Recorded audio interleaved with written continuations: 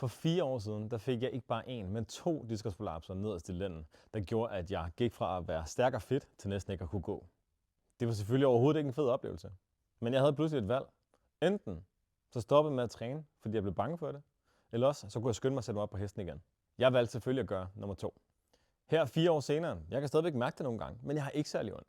Og en af de helt store grunde til, at jeg er der, hvor jeg er i dag, er fordi jeg startede min træning med det samme igen.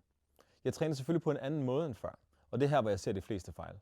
De fleste insisterer på at træne, som de gjorde, før de kom til skade. Men i stedet for at være stædig og træne for mit egos skyld, så sagde jeg, hey, jeg vil også gerne træne for mit krop og for mit sundheds skyld, og så er jeg nok nødt til at gøre noget andet. Så min egen træning, den er gået fra at være meget tilfældig, som den var engang, til at være meget mere systematisk og ja, smart, som den er nu. Men det er fordi, jeg kan godt lide at træne. Og jeg ved, hvis jeg gerne vil blive ved med at træne så meget, som jeg godt vil, så er jeg også nødt til at træne smart. Så hvis du kan mærke, at jeg taler til dig, eller til en, du kender, så send dem den her video. Fordi oftere end ikke, så har man faktisk et valg.